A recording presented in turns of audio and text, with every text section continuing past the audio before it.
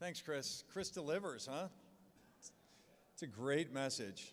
It reminded me of why I actually was so interested in having him come to Salt Lake to spend a little bit of time with us. So we want to move right on to the next panel, and this is intended to kind of roll straight into the next. And as I started this whole session about planning for the future, the reason that I wanted to put that out there was simply because there's so much of our lives, our businesses, our communities that is dependent on how we start to plan for this. You know, I went back and looked since we have Director Hayes here in the state parks. Thanks again for participating. You know, I went and looked at the state parks. So of our 43 state parks, you know, 31 of those were actually created in the 50s, 60s, and 70s. Somebody was out there actually looking ahead and trying to plan for the future of the state of Utah. When the first outdoor recreation plan was actually written, it was 1965, and I wrote about that briefly in the program that you have there, right? In 1965, we just surpassed 1 million people. I-80 and I-15 weren't completed yet. Lake Powell and Flaming Gorge had just been completed. The dams they were just beginning to fill. And so, you know, at the time, I mean, they were trying to project out as far as they could to say, how big is Utah going to grow? They were off, right? I mean, they did their best, and we've already surpassed what they anticipated that we would be as far as population in 2020. So I think we owe it to our next generations and our kids and our grandkids and even, you know, ourselves to make sure that we do that with respect to a number of these programs that we want to talk about today. So I've asked a few panelists to come up that I want to talk about the different Envision Utah, about Mountain Accord, about the Public Lands Initiative, Vicki Varela from Office of Tourism, and also the Forest Service, to talk about the future and where are we. And one of the things I guess I want to impress upon everybody, and please, this is one of the key learnings for me over the last couple of years, has been that every one of you have an amazing ability to affect the future of the state. And it, you know, oftentimes I think it's far easier to write a check or to say, who can I go vote for that's going to do this for me? But the reality is it's at the individual level. And when Envision Utah and Robert is trying to get, you know, 50,000 people to participate at envisionutah.org, every one of your votes. Just think if everybody here went back, got onto that website, encouraged their employees to go onto that website and add some comments and play the different scenarios as to how the future. That's how the governor, that's how the legislature, that's how our counties and communities will continue to actually plan. There's no other way around it. So every individual voice actually matters. The same thing with the Mountain Accord project. I mean, it's the way, if all of us participated and all of our employees and all of our family members, we would have the single biggest voice as far as how the future of the Wasatch Front would be managed with respect to recreation, transportation, you know, environmental concerns and other things. You can't put it off on anybody else. So with that, I want to introduce Alan Matheson. Alan has become a good friend of mine. We've climbed together. We've biked together. He's an amazing person. He came from originally Trout Unlimited, ended up at Envision Utah, and is most recently currently working for the governor as the state senior environmental advisor and also the state planner. And with that, I want to introduce Alan Matheson. Thanks.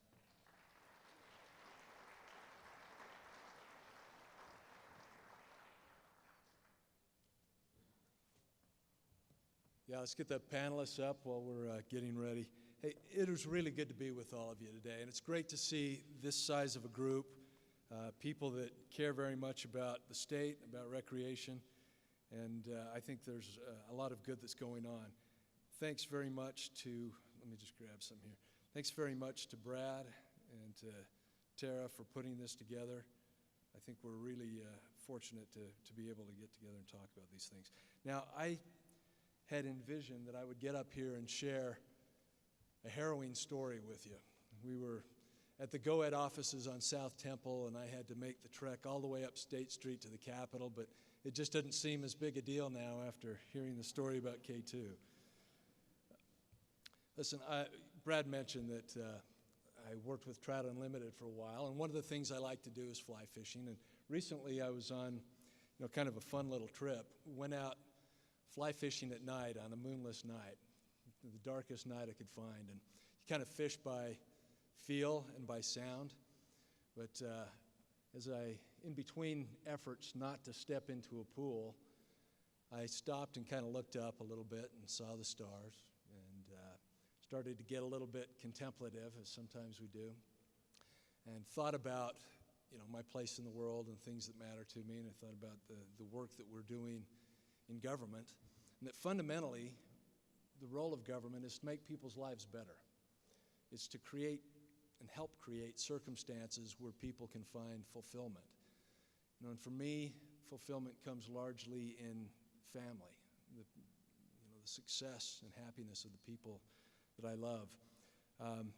This is an interesting time for me. I've got my oldest son is going to be graduating in a couple of months from college.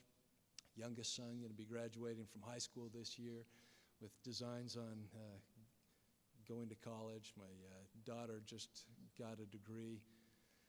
And all of them are at this stage where they're thinking about next steps. And what is their role in the future? And I'm hoping that they can find that success, they can find those opportunities someplace close to me and my wife, so that they can continue to be very much part of our lives. And in order for that to happen, we know that Utah has to be prepared. Utah has to provide a good education for all students. We know that we have to have a good transportation plan to get people around. They have to be able to get good jobs. If our population is going to double by 2060, that also means we've got to create 1.4 million new jobs in that period of time. We've got to make sure that we've got clean air, clean water, and enough water, that these great recreational opportunities that we enjoy continue to be available.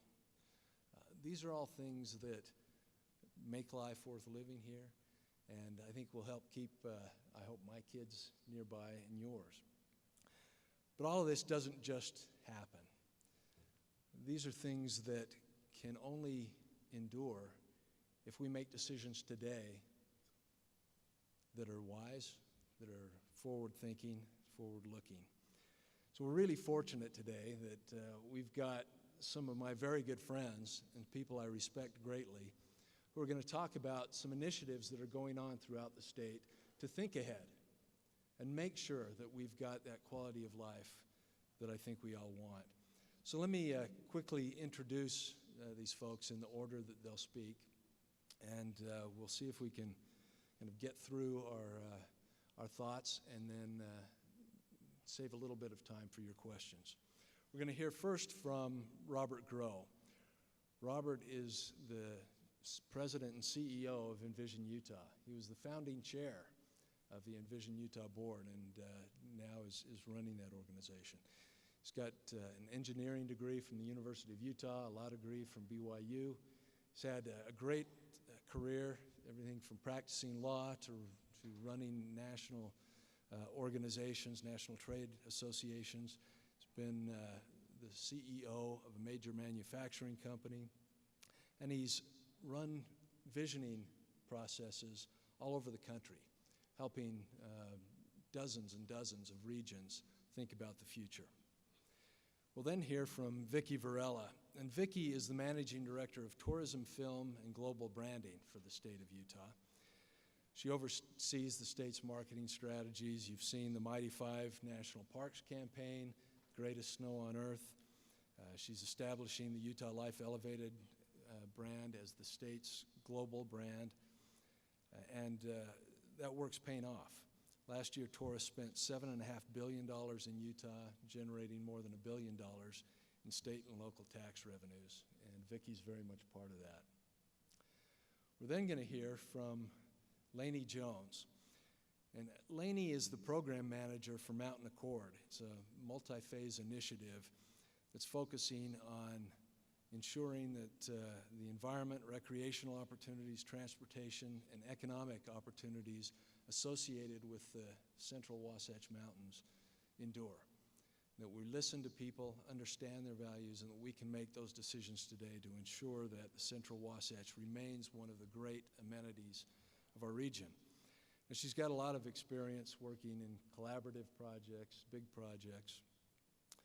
Was vice president for H.W. Lochner, director of festival operations of Sundance Institute, project manager of HDR, and in these and other assignments has shown tremendous leadership.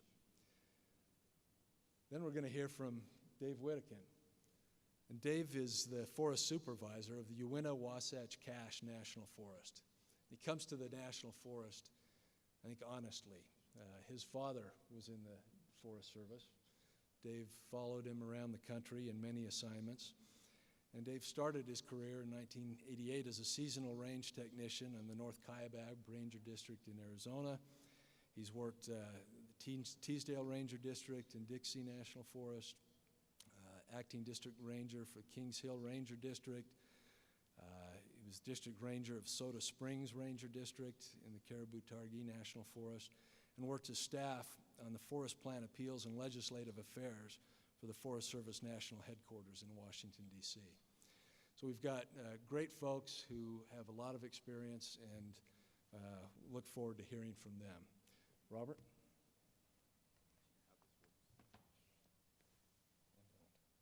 Let's see if that's set up. Push the button and let's see. There you go.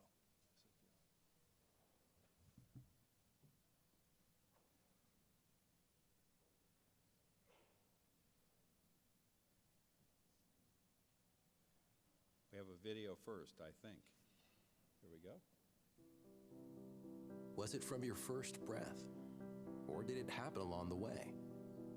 Were you alone? Or surrounded? Did you realize it sitting under the bright lights? Or after you reached your peak? When did it happen? When did Utah become your home? When did this place become more than a line on a birth certificate, or a job, or a crush, or whatever else first brought you here? When did it become a part of you? Because just like you grew to need Utah, right now, Utah is growing, and it needs you. By the year 2050, our population will nearly double in size. They'll be your kids, your grandkids, your co-workers, your friends. Just like you, they'll need power, water, food, homes, schools, jobs, places to shop, places to play, and ways to get between them all. It'll be a challenge. It will also be an opportunity. Because how we grow is up to us. We can make a choice. Growth can be beautiful. In 1997, Envision Utah brought together tens of thousands of citizens and laid the groundwork for a better future.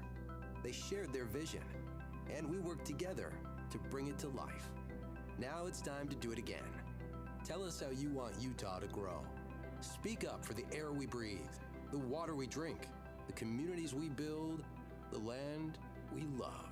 Our goal is 50,000, not $50,000, 50,000 voices. Will you be one of them?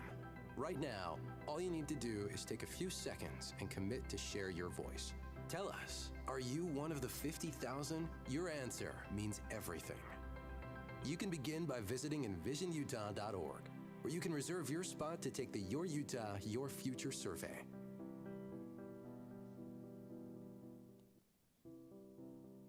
Was it from your... It's great to be here. Thank you, Alan, for that kind introduction, and I will try and be quick as we begin this panel. Envision Utah launched about a year and a half ago with the governor's leadership an effort called Your Utah, Your Future, to look at all of the key issues that face the future of the state and see if we are heading where we really want to go as we add 2.5 million more people to Utah by 2050. This is a ranking from a major survey we did about a year and a half ago of what issues Utahns felt were most important. I want you to look down that list to outdoor recreation. Now, this is on a 7-point scale, so 5.5 is high. Utahns have a lot of things they're concerned about, but on this scale, they didn't rank recreation and access to recreation as being that important. However, I think the reason why is when you look at this question, how is Utah doing on the various topics? Outdoor recreation came out at the very top. People love it here in Utah. One of the reasons they love it is because of the scenic beauty and the outdoor recreational opportunities we have. And it dwarfs, in terms of performance, other things about the state. Now, we also have researched what people care about who live in Utah. The most fundamental value that Utahns share is a desire to have great neighborhoods. Great community is a great place to live yourself, to raise a family, where they can feel safe. We can have community around us who we know and appreciate, which gives us peace of mind and a sense of security. The second thing we really want in our lives in Utah has to do with economics. Can I make a decent living? Is there a good job for me and my children? Can I earn enough money so I have opportunities in my life and for my children? But the third leading value of Utahns has to do with the scenic beauty and outdoor recreation. And people love this for different reasons. We don't all share the same reason why, but we do share the ultimate outcome, which is we care deeply about protecting that scenic beauty and about having access to outdoor recreation. This is what's called a values map, and it shows the two major ladders about recreation. One of them is, it's about me. It's about my ability to recreate, have a great time, recharge my batteries, be healthy, live longer, and so on. The second ladder, which is even more dominant, is we love to do things outdoors and enjoy the scenic beauty in a way that bonds us together with our friends and with our family. So those things are deeply important to us emotionally. In addition, outdoor recreation brings people to Utah. I have a son-in-law who has 60 software engineers working for him from MIT, Stanford, University of Utah, BYU, all over the place. But he brings the MIT students during their winter break when they can ski. And if he gets them here and gets them skiing, the odds are he can hire them away from Silicon Valley in California, where they've got to go for hours before they can find a ski slope. In addition, recreation tourism bring a strong industry cluster of jobs to Utah for ourselves and for our families. So what is the challenge? What is Your Utah, Your Future about? It's looking at the 2.9 million people we have in Utah today, most of whom live in the Wasatch Front and back, and then saying, what will happen to Utah as we add 2.5 million more people by 2050? Just think about, for me, there are going to be 2 people at that point in time. How will we accommodate that growth? Because it's coming our direction. Now, Your Utah, Your Future looks at 11 topics that the citizens of Utah ranked as the most important. I want to focus today on recreation and the importance of recreation and some of the challenges we may face as we add that 2.5 million more people. There are certainly some trends we all recognize. One is that there will be less federal funding. We have a federal government that struggles to fund even basic things today and has a large deficit. In addition, we're going to add all of these people, but there's also another trend, and that's that younger people today are using our natural resources and recreating more than generations in the past. My children all recreate more than I did, taking advantage of the wonders of Utah. And that's a trend that I think we will continue to see grow. So do we have a vision? Do we have a plan? If you look out really long term, 35 years to 2050 with all these people, how will we deal with and provide and protect this recreational asset, this opportunity to enjoy nature, which we so much love in Utah? Well, we do have a lot of choices to look at. What additional recreation facilities and infrastructure will Utah need in the future? Will we be willing to invest in our cities and our counties and our legislature and our personal lives to maintain our personal recreational opportunities? And will we be willing to invest in recreation and tourism to help build the economy, bring high-tech and better workers to Utah, and provide us jobs? Now, we are looking at 4 scenarios, and I call them affectionately A, B, C, and D, and this is sort of an advanced look of a work in process. But scenario 1 says, what if we really don't plan ahead? What if we just continue funding at about the levels we're funding, which suggests we might spend $250 million over the next 35 years. But with that, we will fall way behind the growth in terms of the assets and facilities we're interested in. And by the way, we've had online for the last 6 months a survey which asks Utahns what they care about most. What recreational facilities do you think we need to build the most of?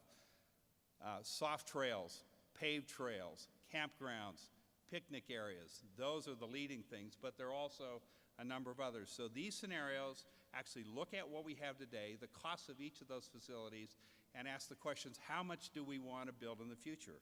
And the answer is it's going to cost us somewhere between this level, which is very low level of performance, and things become very crowded and difficult to enjoy, to a level where we spend nearly $5 billion or more to just a little more than double the trails we have, the parks we have, and the other facilities we so much want. So I'm just going to give a little flavor.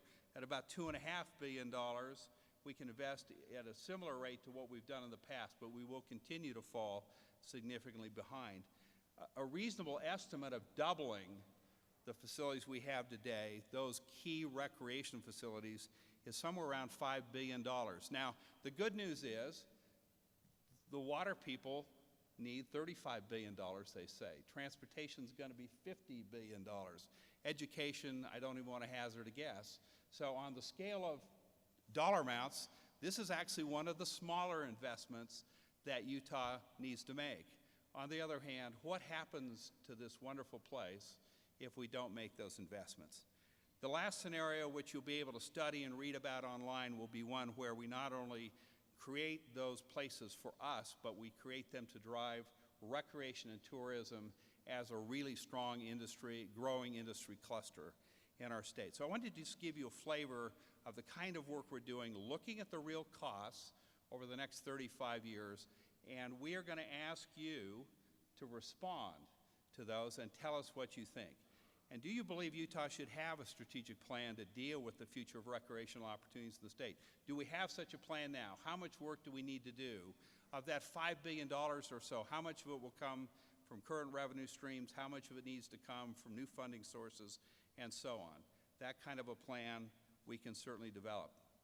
The second question is, do you have a view about which of these scenarios is most like the future you want to see? And I suspect everybody in this room does have a view.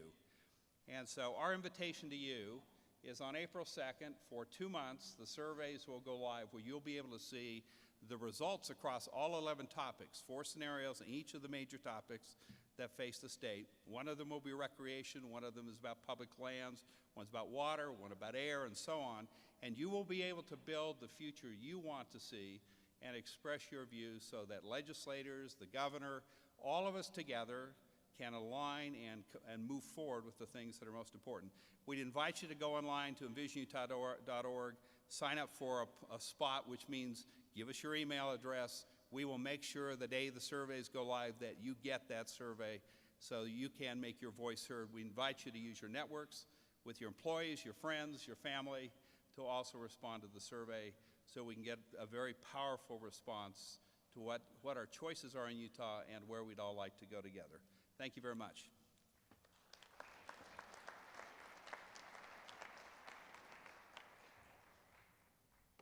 Good afternoon. What a day it's been. I just want to start by giving my colleague Brad Peterson a big shout out for a really remarkable day of programming.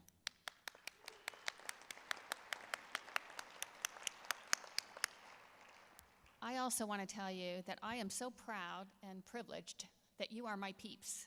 I've had a lot of career chapters, and what a privilege it is to be in the business of promoting tourism.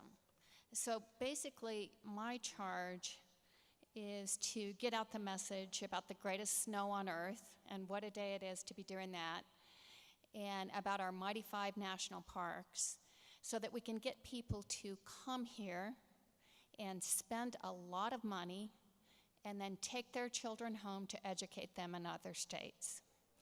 So I want to tell you 6 key trends that I see in Utah tourism. Matt, we're team tagging here. Can I get you to advance that?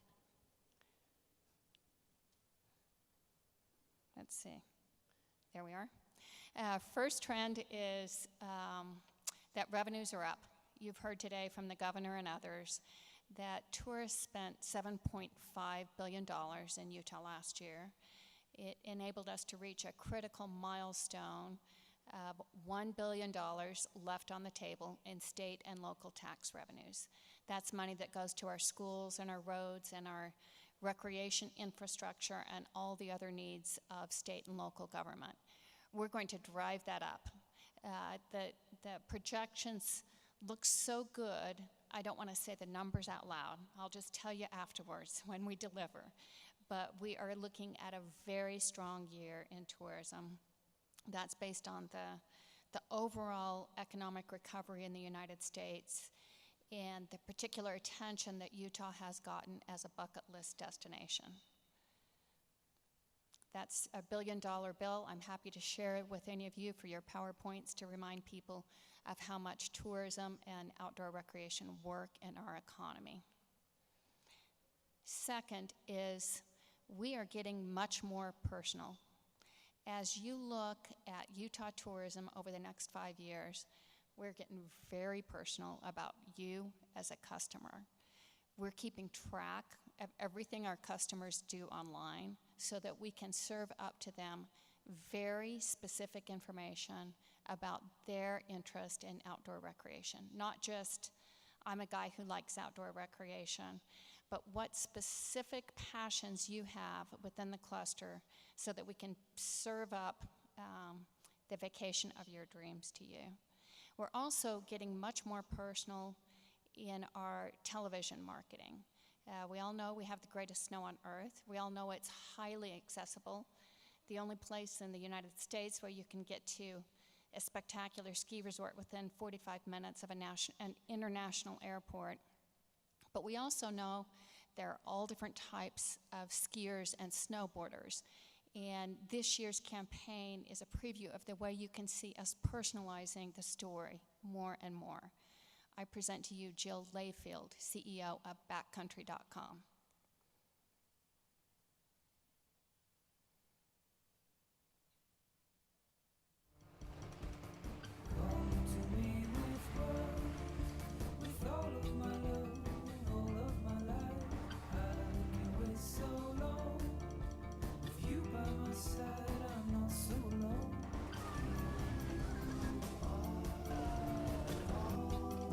I'm Jill. This is my greatest. And this is Utah, Life Elevated. So that family groomer ski story. We want more families here bringing all their kids and teaching them to ski and creating a lifetime of ski adventures. Another very personalized ad out of our campaign this year. Chris Waddell, who's one of the most decorated Paralympic athletes. I present to you Chris Waddell.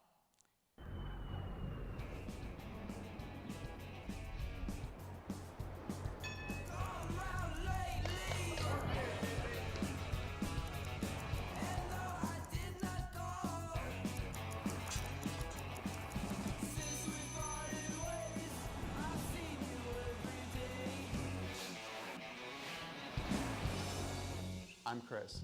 This is my greatest, and this is Utah, Life Elevated. You can find a lot more very personalized ski stories at findyourgreatest.com. Another big part of our strategy going forward, we're very fortunate to have strong support from our governor and from our legislature to expand our tourism economy. And what this means is that we have more marketing dollars available to get to more markets. And I'm really pleased to tell you that within the next couple of weeks, we will have on 18 different cable networks our Mighty 5 ad. Picture this, your next trip. Utah, 5 national parks. First, Zion. You're walking, the ground rises, the ground drops, the ground becomes water. Next, Bryce. You're riding a mule. You're riding a mule under giant orange strip castles. You are not dreaming. You will not forget this. On to Capitol Reef. Take the scenic route, the really scenic route. Take a path you've never taken and see the stars for the first time. Now for Canyonlands. You're riding a bike. You're riding a bike on Mars. Now you're riding the rapids. Class 2, Class 3, Class 4, Classic. Arches, 5:32 a.m. Some things are worth racing the sunrise for. The horizon lightens. You round the corner. Whoa. This is Life Elevated. The Mighty 5. 5 iconic parks, 1 epic experience. Plan your trip at visitutah.com. So this has been a breakthrough campaign for us. It resulted in 7.2 million visitors to our national parks this year. It's been so successful, we're expanding into the shoulder seasons. As Utahns, we all know the best time to visit our national parks is in the spring and in the fall, and we're now letting that secret out with our tourists as well, so that we can continue to build into a year-round tourism strategy. Watch for it on your cable TV stations. This is only about the 3rd time that we've gone into the cable market, and that's because it takes significant resources to be able to make that kind of an advertising buy. And it goes back to our legislature's support of our Tourism Marketing Performance Fund. Their willingness to invest with a promise that we'll deliver more in state and local tax revenues. Another big change that our office has advanced over the last couple of years is that we are telling the urban story, the Salt Lake, Ogden story of that very interesting, complex environment of our communities where you can have amazing cultural experiences, you can have very fine dining, great nightlife, and we really haven't been telling that story much. When I came into this role 2 years ago, Scott Beck at Visit Salt Lake said, Vicki, you gotta get the urban story out. So I present to you part of our urban storytelling. Brolin Mwaji is a 2018 Ugandan Olympic hopeful, and here's his story.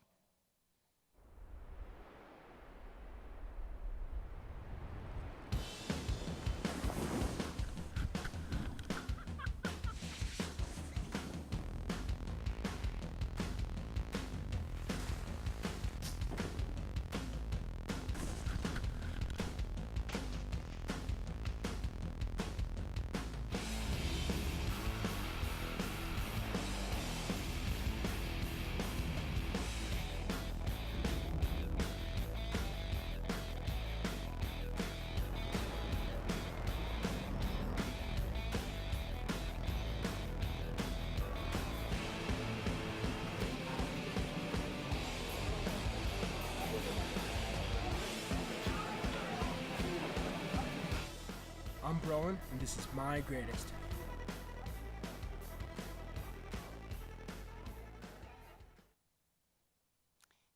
If you don't know about the Visit Salt Lake Ski City campaign, that's another great part of our urban story that they've done in partnership with our office, basically staking out territory that there is no other ski city in the United States. There's no place else where you can have that amazing ski experience and then have dozens and dozens of amazing options for really interesting nightlife, culture, fine dining, lots of places to drink. And it's a really important breakthrough campaign for us that we think is going to translate into a lot more urban tourism. And at the same time that we're expanding our urban story, we're also refining and expanding the way we tell our rural story. Sometimes for me, the best thing is to make up a whole new word if you're doing a whole new thing. And so that's not a misspelling you see up there. It's our initiative we call Rurism. And basically what we've done is we've targeted 4 pilot counties that we think have the potential for dramatically more tourism. We know they're motivated to expand their tourism economies, and they just haven't had the tools they need to be successful. Our 4 pilot counties are Box Elder County. I want you to think about international tourists. Lots of international tourists, particularly the Chinese, who'd like to fly into Salt Lake International Airport, and then they drive directly up to Yellowstone National Park. That's the way a lot of Chinese start their American tourism. Well, they're not stopping to spend time. They're not spending time in Bear Lake. They're not spending time at our bird refuge. They're not spending the time and the money that we want to capture their tourism dollars. Think about Daggett County, the best fly fishing maybe in the world, and their potential to expand that tourism economy in Daggett County, along with some great mountain biking trails that Brad has been working on ever since he came into the role. Emery County, when you look at what's happened to Moab and the fact that sometimes you can't find a place to stay in Moab, and the remarkable natural resources in Emery County, they are on the verge of what could become a spectacular tourism economy. But if you've stayed in Green River, you know they have some work to do. And so we're helping them sort through all those things. And finally, Kane County, which has a wonderful tourism economy for a very short period of time in the summer, and some of the most spectacular natural resources you could ever imagine. We're working closely with them to expand their tourism economy as well. And then the final thing I want to talk to you about is that in addition to going more urban, more rural, I'm so excited about what we're doing to tell our tourism story internationally. And there are two different ways that's happening. One is that we are expanding into more countries. We have traditionally had wonderful success with the UK, France, Germany, Canada. We've always had a lot of Canadian tourists, even though we haven't really had a Canadian strategy. And so we've got some really exciting stuff going on in that we're creating a much more sophisticated strategy for our Canadian tourists. We've hired a representative there that's helping us take that to the next level. We've also hired representatives in China and in Australia. The Chinese tourism is going gangbusters. For the first time this year, China surpassed all of our European countries for the tourism dollars that they brought to Utah. Think about 2,000 tourism buses at Temple Square. It's an emerging market, middle-class Chinese that are itching to explore the United States, and we want them to think Utah first. The second way that we're expanding our international strategy is that we have formed a spectacular partnership with an organization called Brand USA. Brand USA was established by Congress in 2010, and its mission is to establish a carefully thought through U.S. tourism marketing campaign for the first time in many years. Utah is able to partner with Brand USA to buy deeply discounted ads in our target markets with our story on our terms. So here's just one sample of what we did through Brand USA. We took $3,000. We got some local partners to match that $3,000. We got a deal from Brand USA, and in the month of November, taxi cabs all over London were plastered with our Utah Life Elevated story, our winter and summer campaigns. The reason we chose November is that UK is always a great market for us, but we had the bonus in November that there was an international tourism trade show, and so we were capturing all those visitors from all over the world. When you got into the taxi cab, you got the video of our ads, and then a call to action to go to our website. Your receipt had our call to action and so forth. That's just one example of the many ways that we're reaching out in our international strategy. I'm so proud to be part of this panel where I'm able to think 5 or 10 years out, and Robert Groh is thinking 30 years out at the statewide level, and Laynee is thinking 30 years out at the Wasatch Mountain level, and together we're doing really remarkable stuff. I'll go to Laynee.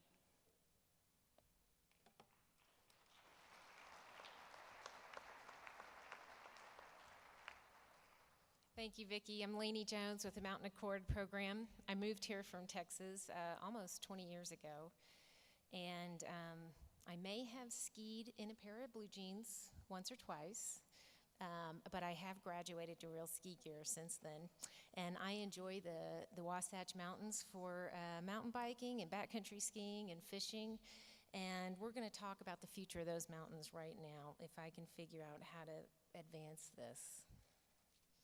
Do I hit this one? Apparently it's a big green arrow. So what is the Mountain Accord? The Mountain Accord is a collaborative initiative to look at the future of the Central Wasatch Mountains. So you can see here on the map, we've got Ogden on the north and Provo on the south, and we've got our traditional pattern of urbanization on the west side of the mountains and the Salt Lake Valley, which has over 1 million people. What we see happening in the future there on the east is you can see those red arrows, Park City and Heber. We've got increasing population living on the east side of the mountains and increasing urbanization. And what's it doing? It's putting a lot of pressure on a very, very small area. And that little green circle, that's between I-80 and Little Cottonwood Canyon, Little Cottonwood on the south, and then the Salt Lake Valley and Park City on the east. So we're going to be seeing a tremendous amount of growth in the future, as we've been talking about today, and we want to talk about what does that mean for this small area. That area provides water to over 500,000 people in the Salt Lake Valley. It provides water to Park City and the town of Alta. Clearly, it's the hub of our recreation activities and to many of the businesses that you represent in the audience. It's foundational to our economy and our quality of life. So we want to take care of it. So what are some of the challenges that we see coming up for the Central Wasatch? Just in that one small area that I pointed out, in a peak day in the winter, we see 50,000 people in that small area. It's hard to believe. We've got 5.7 million visitors a year in that small area, and as Vicki mentioned, that's almost as much as all of our national parks in Utah. And we see by 2040 that is going to grow to over 7 million people. And then we've got population growth that we've been talking about. Over 1 million people live in the area surrounding these mountains, and we expect that that's going to grow to 1.6 million by 2040. So that's really why the Mountain Accord was founded. We need to be looking ahead and planning ahead for our growth. Some of the other trends that we've seen are a kind of a piecemeal approach to making decisions about the mountains. We've seen a lot of conflict in headlines and in the courtrooms, and a lot of different proposals going on and incremental impacts to the area that we love. And so what we're here to do is to take a comprehensive approach to determining the future of the mountains. So the Mountain Accord blueprint is, a collaborative initiative, and over 20 entities from various interest groups and all of the decision-making authorities for the mountains are represented on the Mountain Accord Executive Board. We have representatives from the Wasatch Back and the Park City area, the Wasatch Front, the federal agencies, state agencies, local agencies, and we also have private entities represented, which is really a unprecedented way of making decisions. We have Nathan Rafferty with Ski Utah, as well as Carl Fisher with Save Our Canyons. Peter Metcalf with the Outdoor Industry Association are some of the representatives on our executive board. And over the past year, we have developed a blueprint or a framework for a path forward for the Central Wasatch Mountains. We've included over 200 people in various committees to develop this blueprint, and we've just gone out to the public with it about a month ago. So we're out there taking comment on the blueprint as we speak. Our comment period is going to close on March 16th. And we certainly do not have all the answers right now. There are a lot of big proposals on the table. One of the proposals on the table is additional federal protections in our key areas that will kind of glue in place the balance of activities that we have out there today. This could be additional wilderness or a national monument or a national recreation area. We also have a full range of transportation solutions that we're looking at, from a Zion National Park bus model to private shuttles to rail lines. They are all transit-focused solutions. So our goal is to get cars out of the canyons and move people around via transit. So I encourage you to hop onto our website at mountainaccord.com, take a look at this blueprint, give us your comments. You can send us your comments at comment@mountainaccord.com.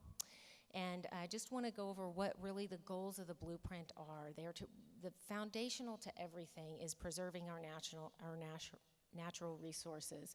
So preserving these recreational opportunities that we love, preserving the watershed, maintaining our quality of life and our recreational experiences. We also are looking to shape the way we grow and develop and enable sustainable economic growth. So hop on our website, take a look at what's being proposed. There's a lot to it.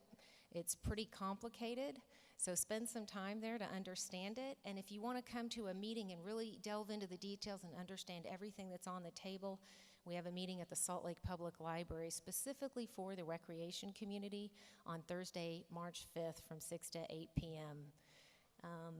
So with that, I also want to encourage you to get your employees involved and tell us what you think. Like I said, we certainly don't have all the answers right now. We are going to be taking a lot of public feedback and evaluating that and coming back to the public and explaining what our next steps are going to be. For a lot of the things that are on the table, there's a lot more study that needs to occur. But we know that collectively we can make solid and final decisions for the future of the Central Wasatch together rather than individually. That's the power of all of you in the room. That's the power we have to work together. So I encourage you to get involved.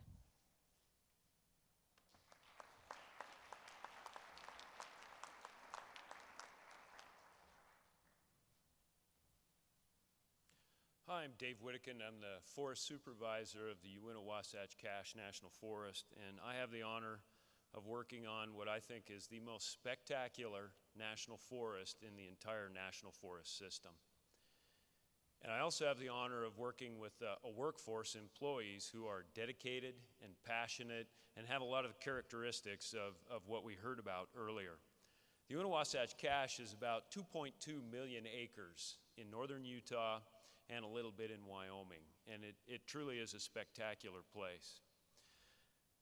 I've been asked to talk a little bit about what I see the future of the forest, but to go there, I'd like to talk a little bit about the past.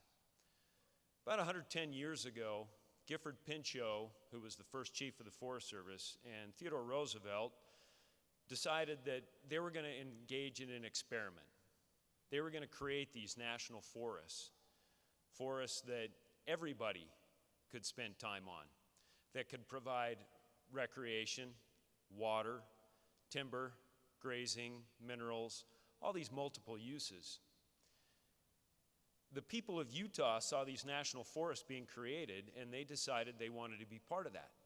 They wrote letters to Gifford Pinchot and asked that national forests be created in Utah, particularly on the Wasatch Front. Those areas had been used very heavily. The trees had been cut for mining. The slopes had been grazed heavily. They were getting mudslides, land debris flows down into the communities, and they asked for these national forests to be created. And now we're here today. And I think today we're doing a heck of a good job. We're not perfect, but we're doing a great job. We provide for a multitude of multiple uses. We have tremendous diversity in recreation on the Uinta-Wasatch Cache. There are uses that I never imagined on national forests. I've seen people who've been doing a lot of traditional recreation, hiking and biking, using four-wheelers, driving for recreation, skiing, cross-country, downhill skiing. But I've seen some unusual stuff. I've seen folks out there on longboards riding on some of the roads. Personally, I think it's insane, but people like to do that. I've even seen base jumping. I was out with a group of folks in Rock Canyon. We're walking up. We heard a kind of popping and flapping. I looked back. Some guy jumped off a cliff, and he was floating out, headed into Provo with a parachute. You never know what's going to take place on a national forest, and we provide such a diversity of uses. If you look at the visitation on the Uinta-Wasatch Cache, we get about 9 million visitors annually.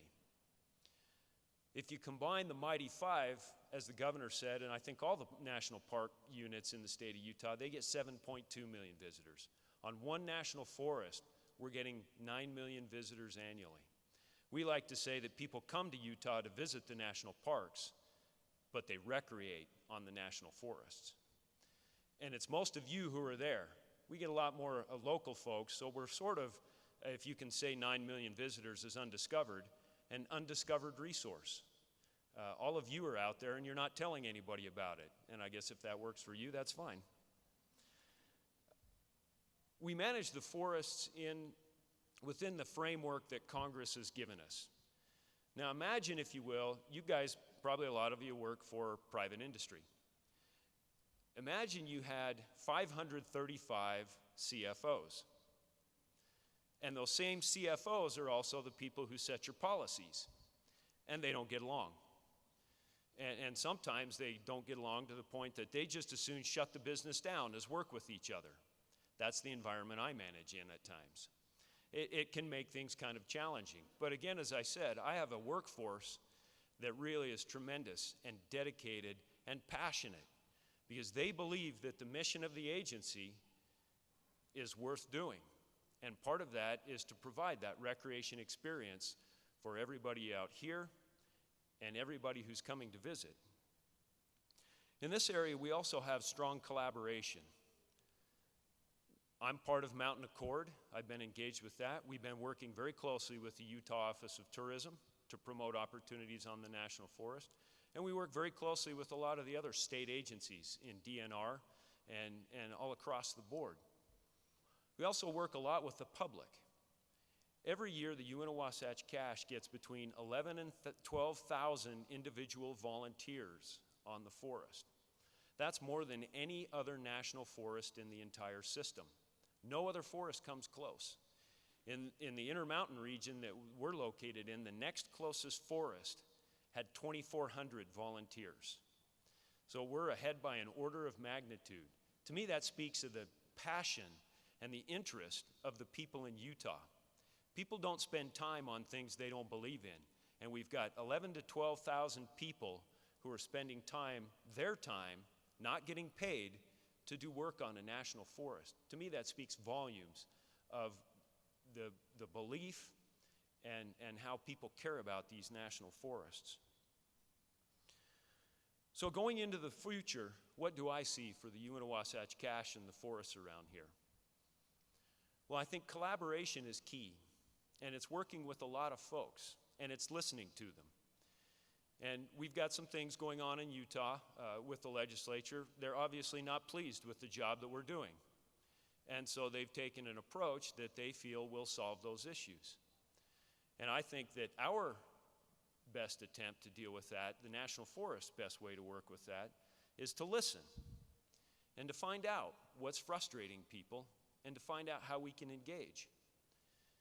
Because if they don't feel like they're being listened to and they don't feel like they're engaged, then they will look for different solutions. They'll replace me with somebody they think can do the job, that will listen, that will get things done. But I think we have a bright future. I think there's a lot out there. As I said, we provide tremendous recreation opportunities. There's many things that people can do out there. And we do a lot of other things as well. We provide opportunities for grazing. We provide opportunities for timber harvest. We do have minerals program, oil and gas. A lot of different things take place on the National Forest.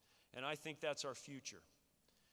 We know that there are a lot more people coming to Utah with the projections that we're going to have doubling of the population. That's why we're involved in projects like Mountain Accord. We're starting a similar process for American Fork Canyon to look at the future, to decide where we want to go. We can either let these areas develop on their own and let the recreation pressures come and react to those things, or we have a unique opportunity here in a lot of different ways to plan our future, to plan how we want to use these canyons, and to plan how we recreate and where we recreate and what impacts we're going to allow in those areas, and do that in a very responsible, thoughtful manner. Programs like Envision Utah give us the opportunity to do that. And the fact that all of you are here and participating in this really shows me that there is a lot of interest in what takes place in the Utah. There's a tremendous amount of interest in what takes place on the National Forest, and it's my job to be able to work with all of you to take that into account and to manage those forests in the best possible way so we can continue that experience for right now and into the future, so my kids and your kids and next generations will be able to enjoy the fantastic resources of these forests for generations to come. Thank you.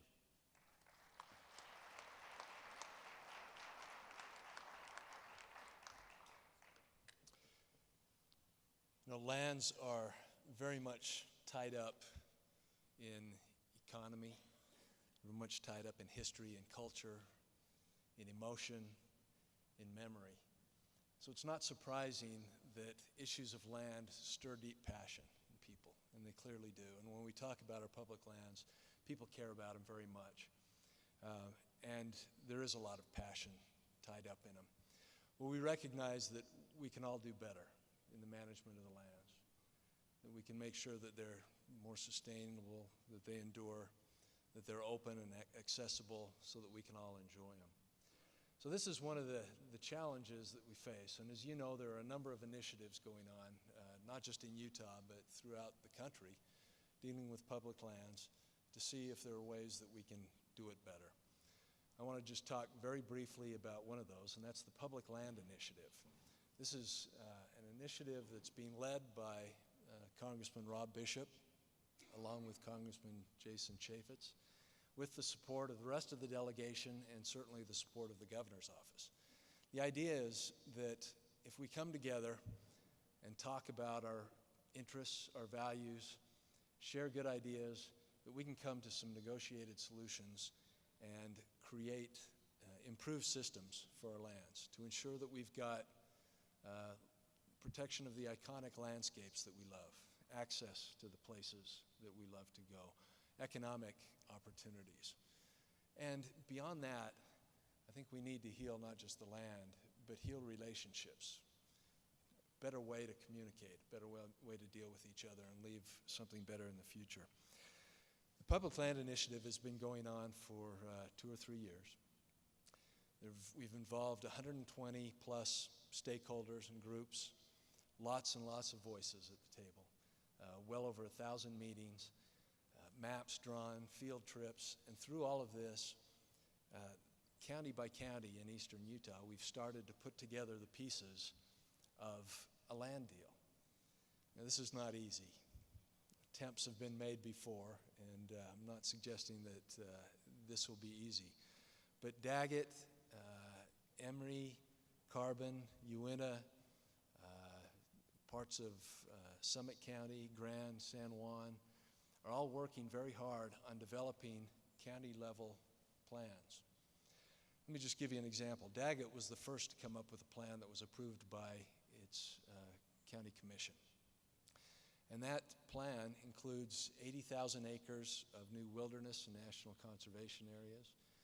It includes some land exchanges that could create a new ski resort in Daggett County, some economic opportunities, wild and scenic river designation along the Green River, and resolution of all the road claims in that county. Pretty big stuff. Now, it's facing a little challenge because some of the new incoming county commissioners are not as enthusiastic about it, so we've got to work through that. Several other counties. I saw Ray Peterson here with Emery. They've spent years working with their public, and they've got a plan put together. And they've been successful enough that Congressman Bishop has said that he's going to introduce a bill at the end of this month. Now, we don't know exactly what that's going to look like, but we know the framework based on the discussions that have happened over the last several months and years. When that comes out, I think it's safe to say that everybody will have some issue with it. It's going to be hard to come to full agreement. But I think if we're patient, continue this process of working together and communicating, that we can get solutions that are better than those that we have today. And I'm pretty confident that this public land initiative is the greatest opportunity in a generation to protect and preserve those iconic landscapes, God's handiwork that we all love, create some new economic opportunities so that we can fund education and social services and the other things that are important to society, and do it in a way that brings us closer together. I'm excited about future possibilities. I also appreciate very much those who have participated on the panel today. Dave, Robert, Vicki, and Laynee, they're spending their considerable talent in helping us prepare for the future, not just things that will benefit them, but benefit those who will follow. And I think we owe them and all of us who are participating in those efforts a real debt of gratitude. Now, I'm afraid we're out of time, so we don't have time for formal questions, but would welcome anybody that has questions to come up and visit with us. Again, thank you for this opportunity, and thank you to Brad and Tara and others who have put this together. I think the future of recreation in Utah is bright. Thank you very much.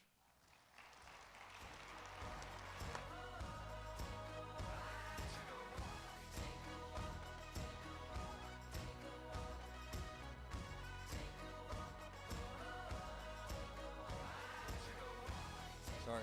Oh, there we go. So with that, I just want to tell everybody thank you.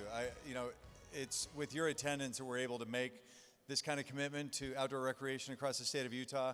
I want to point out one thing that Alan has told me multiple times with respect to the Public Lands Initiative, Mountain Accord, and a number of other things, that it's only so often and after so many generations that people are able to actually muster up the energy to go through and do this again, right? It's been 30 years since people have attempted to go through and resolve the public land designation issues.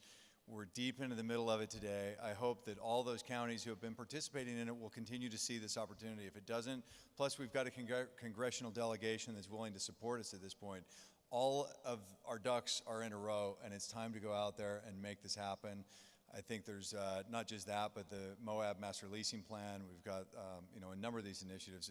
One other thing just from Dave Whittekiend that I want to point out for anybody that saw the article in the newspaper, I don't know, a week or so ago, is that Dave truly is one of those public land managers who is looking at the transfer of public lands and trying to learn what he can from it. And he's trying to go out there, reach out to the community, and see what he can do to better manage those lands where he is a steward. I think you've got the same thing happening for anybody on the BLM side. There's a new pamphlet called the Connecting with Communities.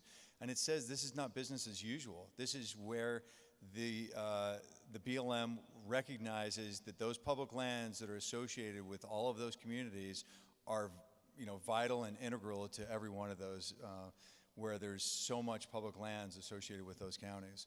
So they're looking to do the same thing. I think that you'll see that they're engaged more than they've ever been.